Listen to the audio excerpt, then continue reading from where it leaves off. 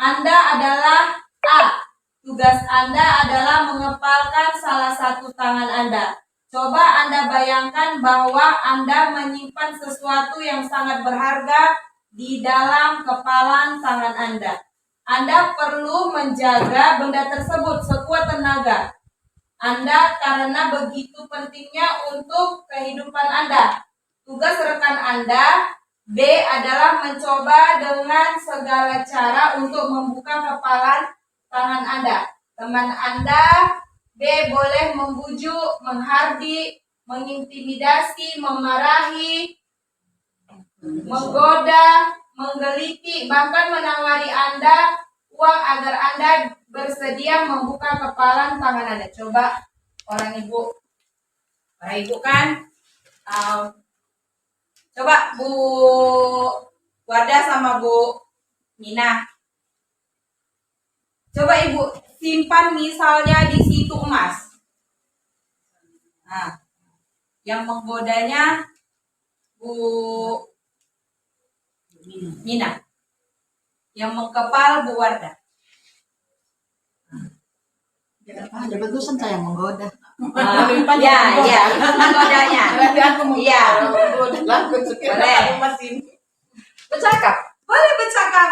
Silakan. Boleh buat tawarin duit. Misalnya yang Ibu genggam itu adalah benda yang sangat berharga. Coba pertahankan gitu. Coba. Apa ini, Bu? Kalau saya tidak tahu ini siapa ini berharga. Masa sama saya nggak boleh? Ini buat saya loh, Bu. Ini apa? Nggak bisa, ini rahasia. Sudah. Di situ kita menyimpulkan bahwasanya walaupun budaya positif itu adapun hal dan rintangannya, kita harus mulainya dari diri sendiri. Itulah gunanya Bu Kepala. Karena tadi kan yang pertama diskriminasi yang pertama itu kan budaya positif itu dari apa? Diri sendiri. Segala sesuatunya itu dari diri sendiri. Walaupun siapapun dia, siapapun yang menggoda, kalau sudah dari diri kita pasti akan tergoda lagi kan Bu. Lanjut Bu. Nah, pertanyaan pemantik. Apakah Anda, inilah dia Bu, apakah Anda atau B membuka kepalan tangan Anda? Tidak, ya kan? Mengapa Anda atau B membuka kepalan tangan Anda? Kenapa Ibu tidak membuka kepalan tangan Ibu tadi? Karena ini sangat berharga. Iya. Kemudian pertanyaan yang kedua, apakah Anda atau B menutup kepalan tangan Anda? Apakah Ibu menutup kepalan? Iya. Kemudian mengapa Ibu tetap menutupnya dan tidak membukanya? Karena ini sangat berharga untuk saya. Tidak boleh dimiliki orang lain. Kemudian yang ketiga, dalam kegiatan ini sesungguhnya siapa yang memegang kendali atau kontrol untuk membuka atau menutup kepalan tangan? Siapa? Diri saya sendiri. Iya, diri sendiri. Makanya tadi kalau kita berbuat budaya positif itu dimulai dari diri sendiri. Terus lanjut. Nah, kita sendiri yang memegang kontrol atas kepalan tangan kita.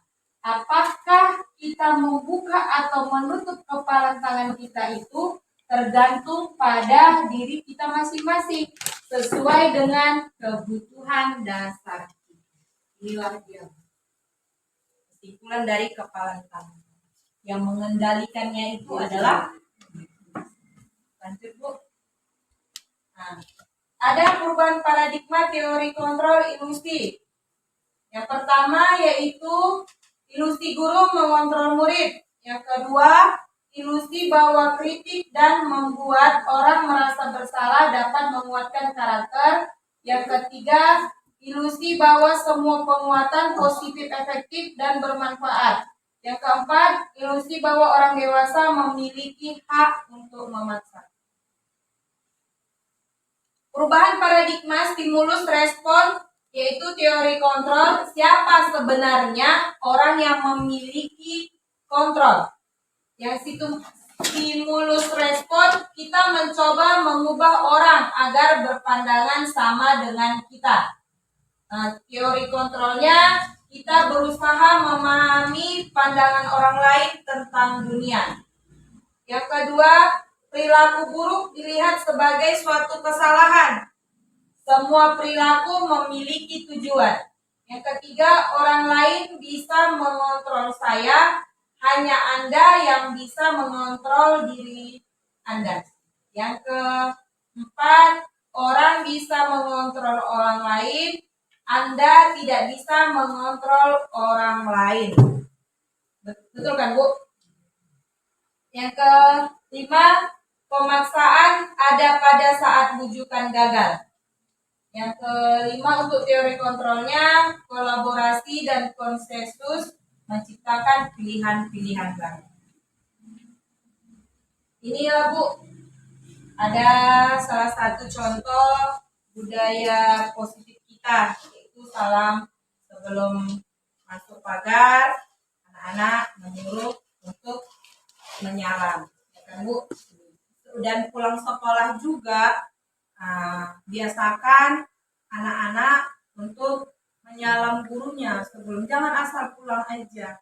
Gunanya apa itu tadi? Untuk menaikkan akhlak, karena akhlak anak-anak kita sekarang sudah tidak ada lagi, ya kan? Ini ketika pulang sekolah, ini waktu masuk untuk ke sekolah. Terus makna disiplin di situ. Apa arti dari disiplin? Disiplin adalah kepatuhan untuk menghormati dan melaksanakan suatu sistem yang mengharuskan orang untuk tunduk kepada keputusan, perintah, dan peraturan yang berlaku. Disiplin adalah sikap menaati peraturan dan ketentuan yang telah ditetapkan tanpa pamrih. Namun, dalam budaya kita, makna disiplin telah berubah menjadi sesuatu yang dilakukan seseorang kepada orang lain untuk mendapatkan kepatuhan. Kecenderungan umum adalah menghubungkan kata disiplin dengan ketidaknyamanan, bukan dengan apa yang kita hargai atau pencapaian suatu tujuan mulia. Benar kan, Bu? Disiplin tadi. Disiplin sekarang sudah sebagai untuk kepatuhan. Misalnya tadi, kita mulai menegakkan disiplin untuk menyalam. Alah, ibu itu secara tidak langsung dalam batin gak ada gunanya. Padahal di situ kita untuk meningkatkan hormat kepada guru, menyalam tadi. Baru kemudian disiplin, udah mulai gak nyaman kita yang untuk menjalankan disiplin. Betul kan, Bu? Bukan dari kita semua. Saya pribadi juga mungkin kurang untuk berdisiplin. Lanjut, Bu. Maksud dari nilai-nilai yang kita hargai adalah nilai-nilai kebajikan. Sifat positif manusia yang kita kenal dengan profil pelajar Pancasila. Yang pertama yaitu beriman, bertakwa kepada Tuhan Yang Maha Esa dan akhlak mulia. Yang kedua mandiri. Yang ketiga bernalar kritis. Yang keempat berkebinekaan global. Yang kelima bergotong royong. Inilah profil pelajar Pancasila yang harus kita tingkatkan di budaya positif. Yang pertama tadi yaitu menyalam, pastikan itu untuk berakhlak mulia kepada guru. Mandiri, mereka mulai untuk kebiasaan. Mandiri itu kan mau kebiasaan. Bernalar kritis itu apa guna dari menyalam tadi. Kemudian kebinekaan global itu apakah sama wali kelasnya saja? Apakah sama guru olahraga saja dia menyalam? Kan tidak. Dan bergotong royong biar nampak keseluruhan. Terus Di sini ada, coba buka Bu link YouTube-nya. Kita menyanyikan profil pelajar Pancasila. Inilah dimensi profil pelajar Pancasila. Nih nyanyinya. Boleh kita nyanyikan sama-sama Bu?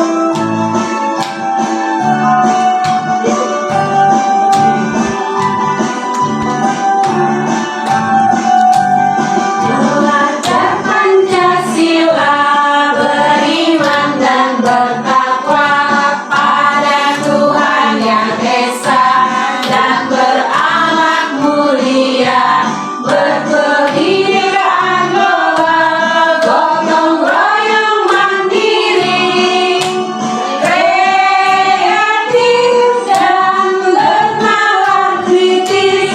Belajar Pancasila, beriman dan bertakwa pada Tuhan Yang Esa, dan berakhlak mulia, berkebinekaan global, gotong royong mandiri, kreatif dan bernalar kritis.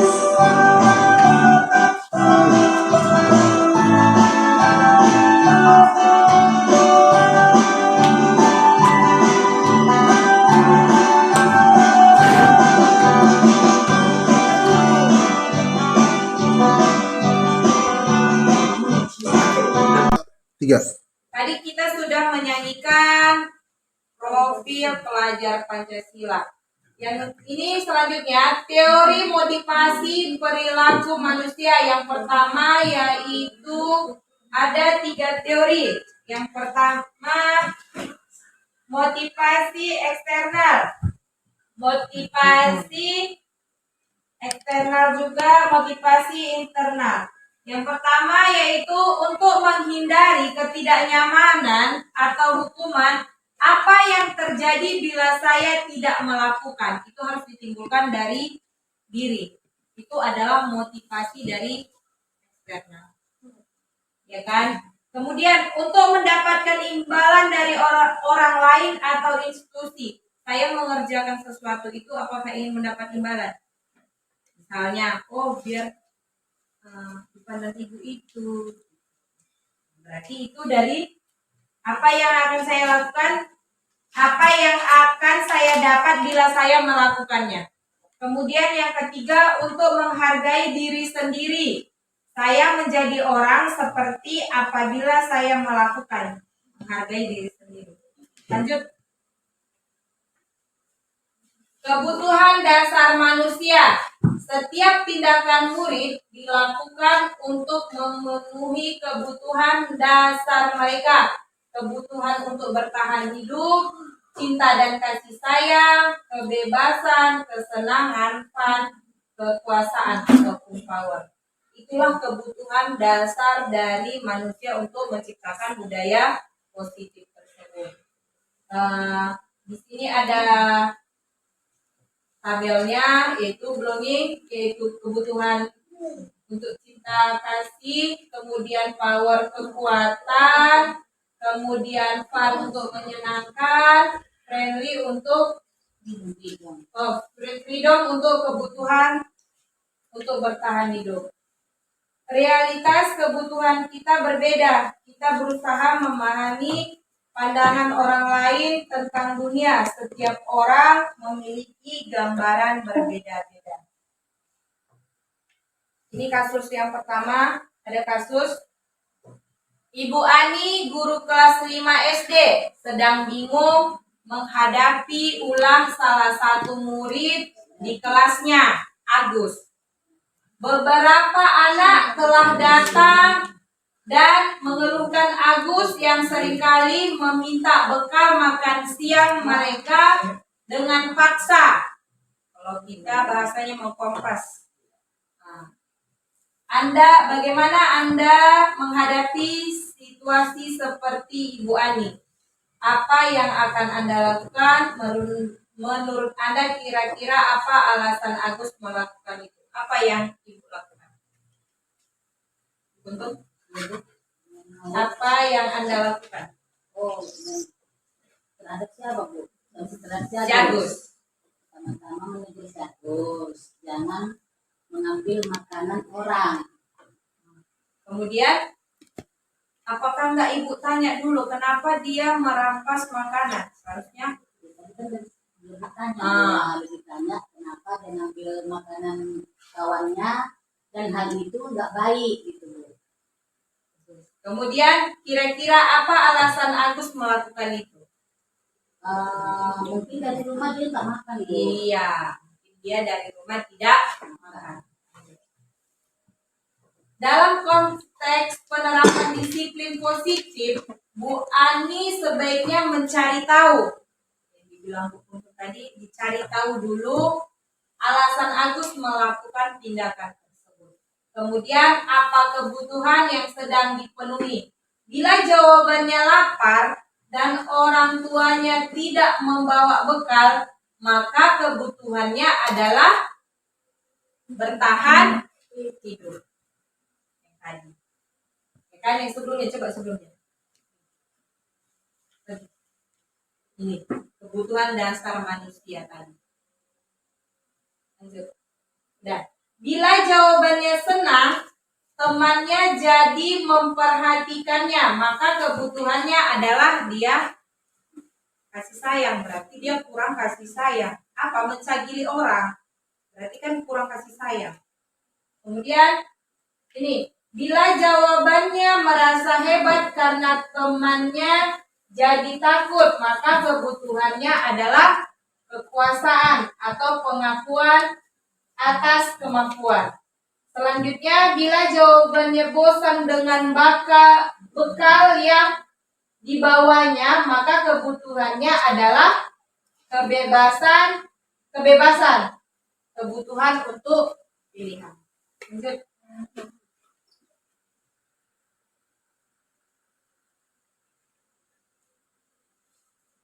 Langsung dulu. 5 posisi kontrol guru. 5 posisi kontrol guru. Yang pertama yaitu penghukum. Yang kedua pembuat merasa bersalah. Yang ketiga kita sebagai teman. Yang keempat kita sebagai pemantau. Yang kelima kita sebagai manajer. 5 posisi kontrol guru itu ada di sini. Guru berbuat, guru berkala, hasil, kaitannya dengan dunia berkualitas, murid berkata, dampak pada murid. Identitas gagal, kontrol dari luar, menghindari hukuman. Kita tidak boleh lagi menghukum. Kita tidak boleh lagi menghukum. Inilah dia, Bu. Udah, lanjut. Pertanyaan pernyataan. Saya merasa kecewa sekali dengan kamu. Ubahlah dia menjadi ini. Membuat orang merasa bersalah. Inilah pernyataannya. Pernyataan misalnya si Agus tadi, kita buat dia untuk merasa kita buat dia biar bisa merasa bersalah. Inilah inilah pernyataannya. Saya merasa kecewa sekali dengan kamu. Kamu tidak pernah benar melakukannya sebagai penghukum. Kemudian ayo lakukan demi ibu bapak sebagai teman. Apakah kamu mau mendapatkan stiker bintang hari ini sebagai pemantau? Bagaimana kamu bisa menyelesaikan masalah hari ini? Yaitu sebagai manajer. Kemudian kamu selalu yang paling terakhir sebagai penghukum. Lanjut. Ini budaya positif. 3. Budaya positif itu bisa kita buat dari lingkungan positif, keyakinan kelas, dan peraturan kelas. Dimulai dari peraturan kelas, kemudian keyakinan kelas, mulai terbiasa menjadi lingkungan yang positif. Keyakinan kelas, nilai-nilai kebajikan atau prinsip-prinsip universal yang disepakati bersama secara universal lepas dari latar belakang, suku, negara, bahasa, maupun agama. Ini hasil keyakinan kelas 5. Yang pertama, bertanggung jawab mengerjakan tugas piket. Yang kedua, bersikap jujur. Ketiga, bersikap tenang saat pelajaran berlangsung. Yang keempat, berikan sopan dan hormat guru. Bersikap sopan dan hormati guru. Yang keempat, saling tolong menolong. Yang kelima, hidup rukun dengan teman. Pembentukan keyakinan kelas. Keyakinan kelas bersifat abstrak daripada peraturan yang lebih rinci dan konkret. Keyakinan kelas berupa pernyataan-pernyataan yang universal, dibuat dalam bentuk positif, tidak terlalu banyak sehingga mudah diingat. Semua warga kelas ikut berkontribusi dalam membuat keyakinan kelas, bersedia meninjau kembali keyakinan kelas dari waktu ke waktu. Kita untuk memulai budaya positif, terlebih dahulu sebelum kita memasuki pelajaran, alangkah baiknya kita buat anak itu apa keyakinan kelas. Keyakinan kelas itu kita dasarkan dari mereka. Mereka yang mau apa sebelum memulai pelajaran. Salah satunya tadi bertanggung jawab mengerjakan tugas piket.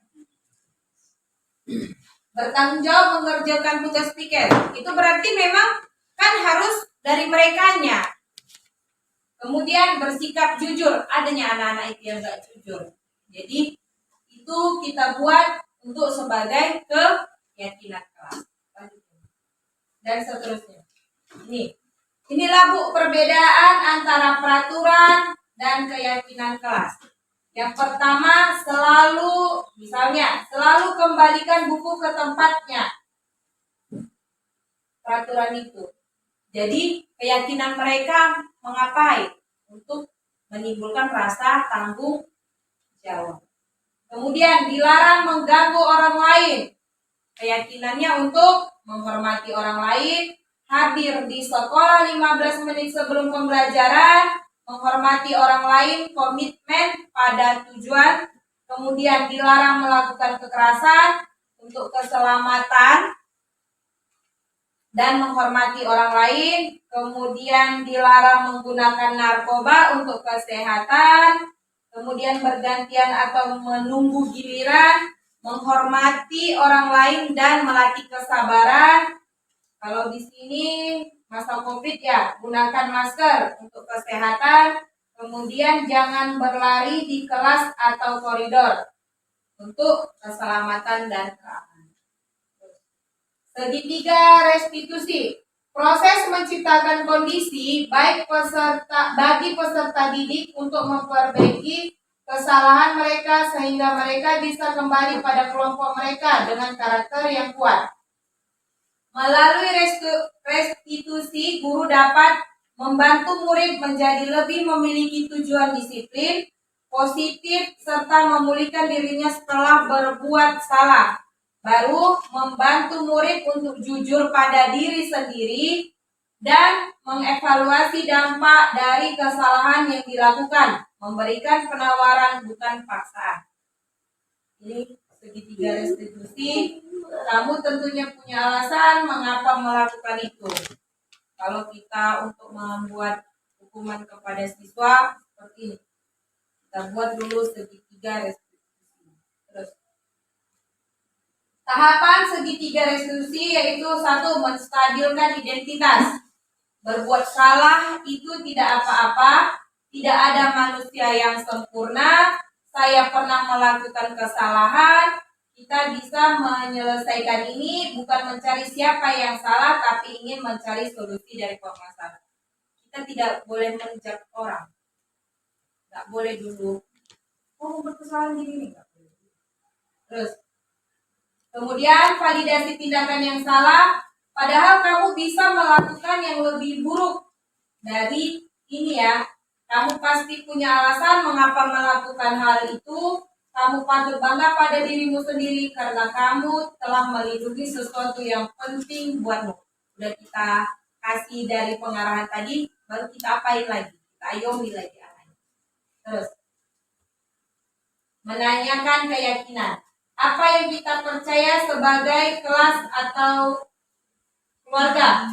Kemudian apa nilai-nilai umum yang kita telah sepakati? Apa bayangan kita tentang kelas yang ideal? Kamu mau jadi orang yang seperti apa? Terus, ya, terima kasih. Itulah dia tadi untuk memulai budaya positif. Ada pertanyaannya, Bu? Ada, Bu. Apa itu kesepakatan kelas? Kesepakatan kelas itu peraturan yang kita buat, yang kita sepakati bersama. Iya, timbulkan anak-anak itu untuk membuat kesepakatan, baru kita istilahnya kita okekan lah begitu. Iya, kita rundingkan sebelum memulai pembelajaran. Sebenarnya memang lebih asik, lebih enak karena kalau udah ada kesepakatan, misalnya anak itu membuat salah, kita panggil dia. Apa kesepakatan kita sebelum memulai, sebelum dia berbuat salah itu, apa kesepakatannya? Udah, Bu? Nah, terima kasih. Sekian dari saya. Ini diseminasi PPT saya, CGP Angkatan 9. Terima kasih saya ucapkan kepada Bapak dan Ibu semuanya.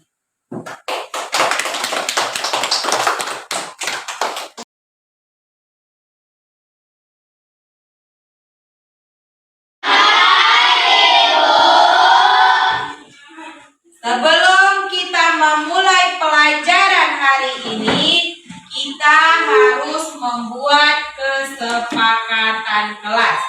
Gunanya kesepakatan kelas itu yang pertama, apa?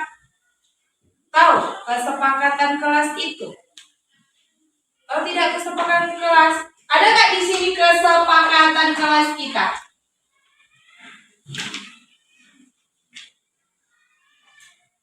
Salah satunya, contoh, kesepakatan kelas kita tidak boleh. Apakah kita sepakat tidak boleh ribut? Apalagi? Coba. Haris? Iya, tidak mencoret dinding. Apalagi? Kesepakatan kelas. Sebelum kita memulai pelajaran, kita harus mensepakati dulu kesepakatan kelas kita, biar pembelajaran kita ini berjalan dengan lancar. Tadi si Haris bilang tidak boleh mencoret dinding. Yang kedua, tidak boleh ribut. Baru apa lagi? Tunjuk tangannya apa? Siapa tadi? Apa Dani? Apa David? Tidak boleh libur. Iya, boleh. Baru apa lagi? Iya, tidak boleh malas sekolah. Sudah 4. Apa lagi? Iya, tidak boleh makan jajan di kelas. Gunanya, apa guna kesepakatan kelas ini? Biar kita lebih enak mencerna pelajaran. Paham? Kalau sudah kita buat kesepakatan kelas, kita harus mengapain? Harus melaksanakannya. Paham? Paham? Yang membuat kesepakatan kelas itu siapa?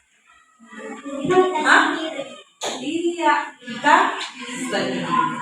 Sekarang ini ada stick buka.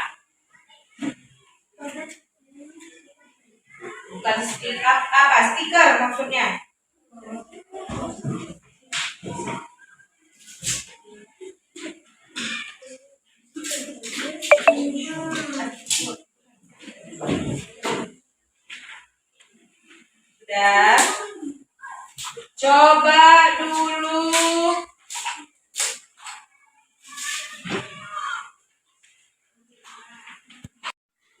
Kalian tulis apa kesepakatan kita sebelum belajar. Bebas, mau 1 boleh, 2 boleh, 3 boleh. Tapi dengan catatan kalau sudah dibuat kesepakatan kelas ini, harus diapain? Ya, paham? Paham?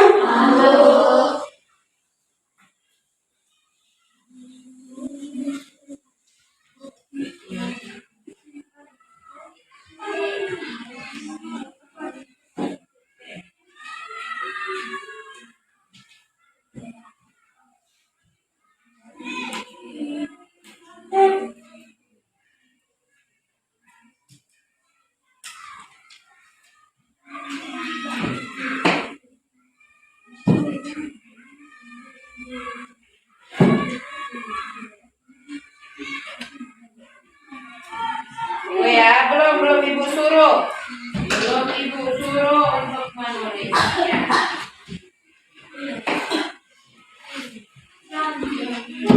Tidak boleh sama ya sama kawannya.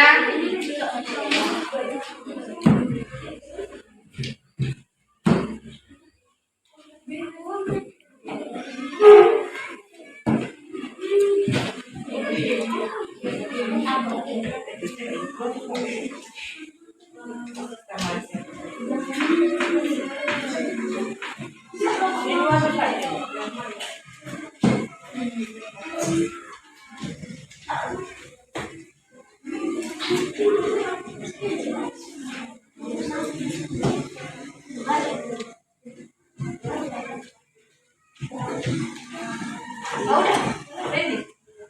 Kamu udah?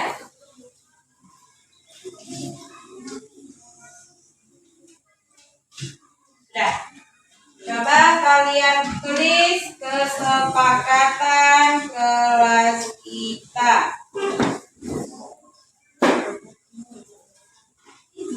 Udah, boleh silakan.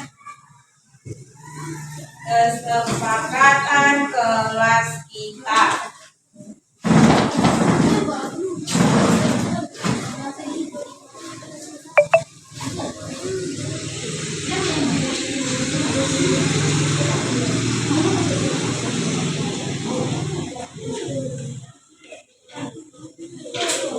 Gak apa-apa, jangan sama ya sama temannya.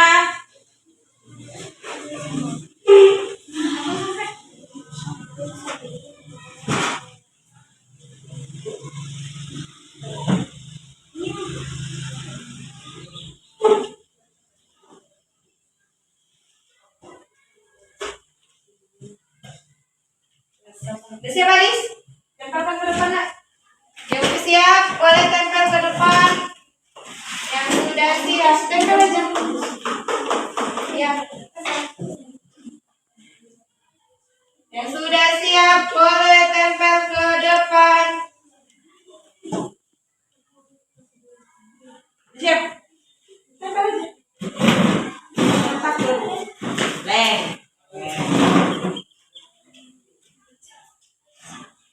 Terbalik kamu ini.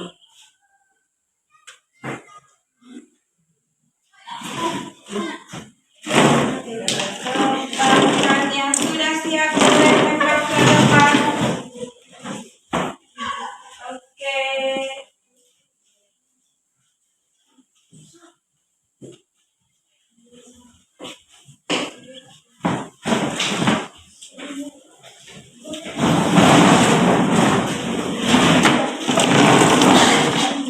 Di bawah pun boleh, di atas pun boleh. Bebas meletakkan dari mana.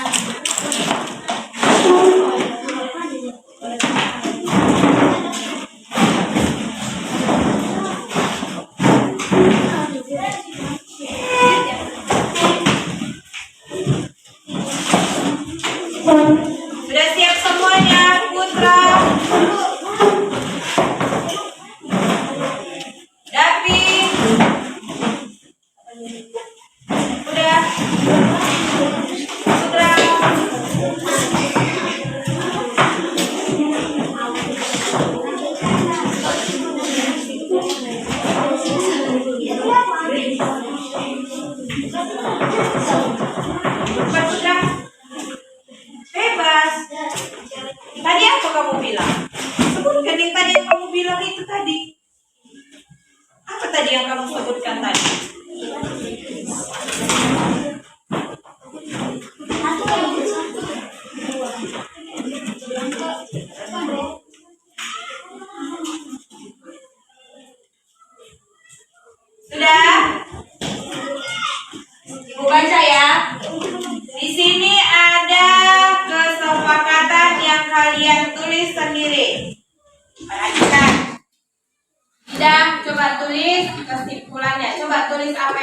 sebutkan apa yang telah ditulis teman kalian.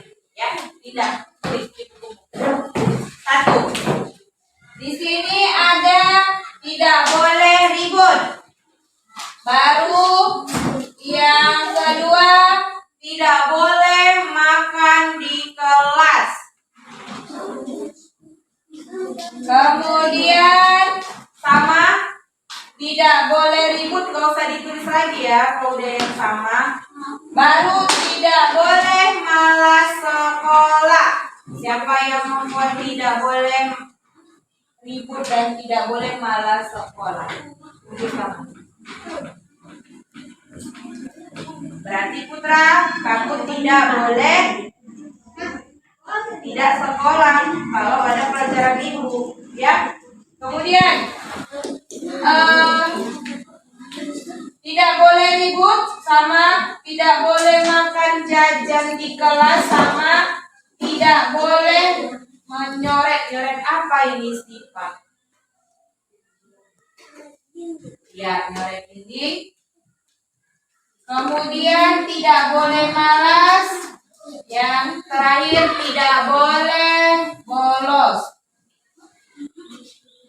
Baru ada lagi nih. Tidak boleh buang sampah sembarangan di kelas. Kemudian tidak boleh ribut waktu guru tidak ada.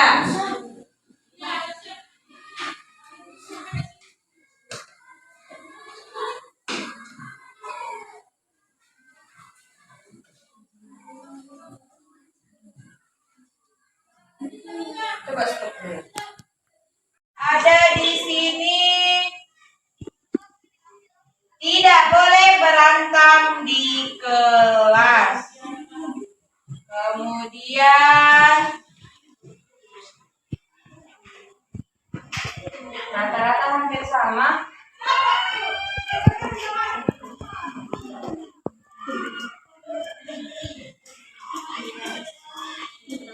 Tidak boleh jalan-jalan sewaktu guru menerangkan.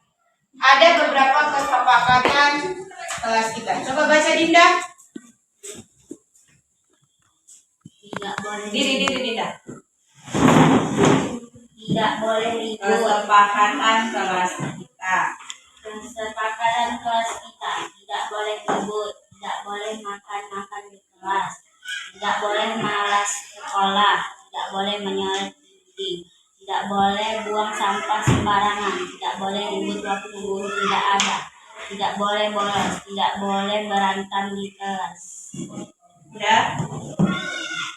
Itu adalah kesepakatan kelas kita yang sudah dibaca temannya. Sepakat kita? Sepakat kita? Sepakat. Tepuk tangannya dulu.